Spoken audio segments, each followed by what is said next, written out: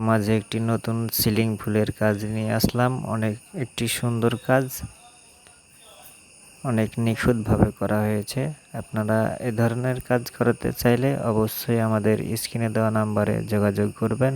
এবং আমরা বিভিন্ন ধরনের কাজ করে থাকি, সিলিং ফুল, কর্নার ফুল, লতা এবং সামনের পিলার,